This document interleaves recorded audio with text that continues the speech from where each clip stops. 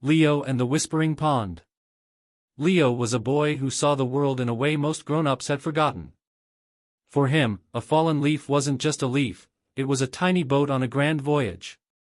A patch of sunlight wasn't just light, it was a stage for invisible dancers. And the old wooden dock at the edge of the Whispering Pond, well, that was his portal to endless adventures. Every afternoon, after his school books were put away and his chores begrudgingly done, Leo would make his way to the pond.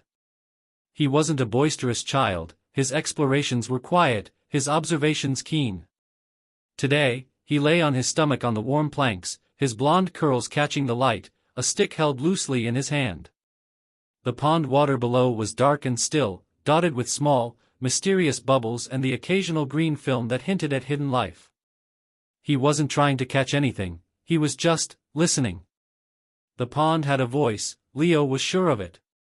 It whispered secrets through the rustling reeds, hummed lullabies with the buzzing dragonflies, and sometimes, if he was very, very still, it would share deeper, older stories. He would gently dip his stick into the murky water, creating small ripples that expanded like questions reaching out into the unknown. One afternoon, as the sun began to dip, painting the sky in fiery oranges and purples, Leo was particularly focused. He had been feeling a strange sense of unease all week. The pond felt different, its whispers were no longer gentle. They seemed frantic, worried. "What's wrong?" Leo murmured to the water, his voice barely a breath.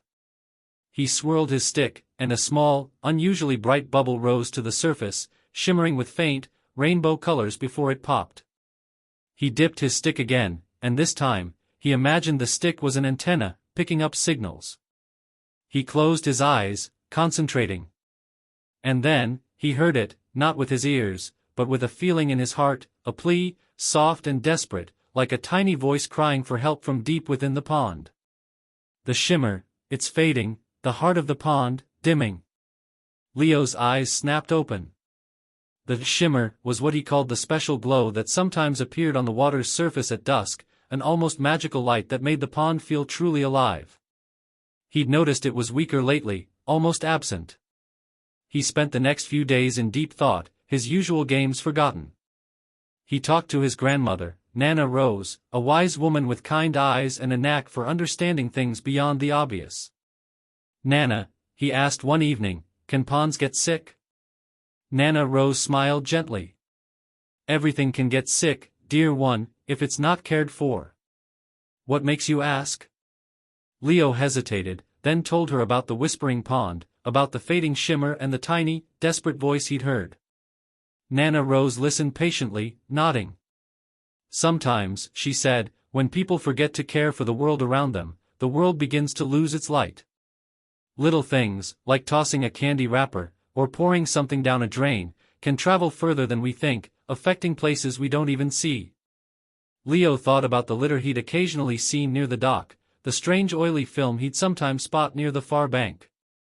He had always just ignored it, thinking it wasn't his problem. But what if it was everyone's problem? What if those little things were making the pond sick? Determined, Leo returned to the pond the next day, not with a stick for whispering, but with a small bucket and a pair of old gloves. He started with the dock, picking up stray plastic bottles, old fishing line, and crumpled papers. It was slow work, and at first, he felt a little silly. But as he worked, he noticed something. The water near the dock, where he was clearing away the debris, seemed to ripple a little more cleanly. The next day, he brought his friend, Mia, a practical girl who loved to build things. He told her about the pond's whispers, and while Mia was a little skeptical, her curiosity was piqued. Together, they tackled a patch of reeds where old plastic bags had gotten tangled. It was harder, dirtier work, but with 2 sets of hands, it went faster. As they worked, a few older kids from the village walked by, snickering. "Playing in the mud, Leo?" "What a baby," one of them jeered. Leo felt his face flush, but then he looked at Mia, who just shrugged and kept pulling out a piece of styrofoam. He remembered the pond's fading shimmer, and a quiet determination settled in his heart. "We're helping the pond," he called back, his voice small but firm. Over the next few weeks, Leo and Mia became the pond's silent guardians. They weren't just picking up trash, they were observing.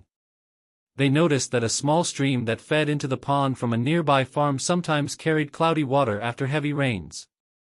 They saw how a leaky old pipe near the edge slowly dripped murky liquid. These weren't things they could fix, but they were part of the pond's sadness.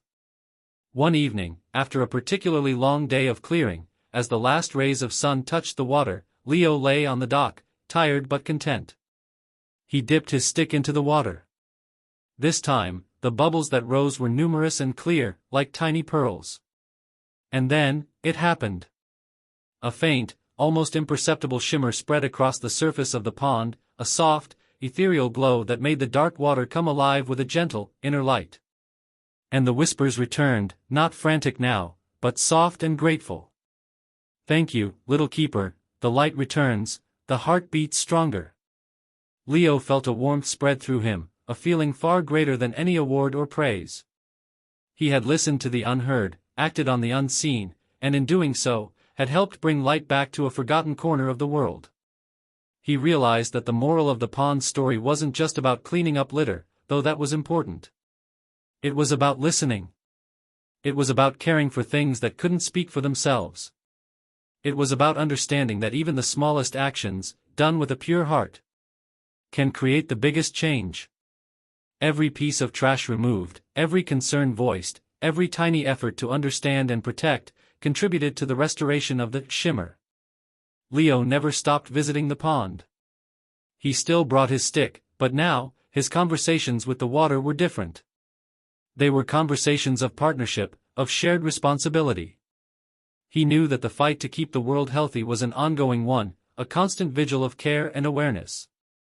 And he, Leo, the boy who listened to the whispering pond, was ready for the journey, one ripple at a time. He learned that while some problems seem too big for one person, it's often one person, taking the first small step, who inspires others, and together, they can make a world of difference.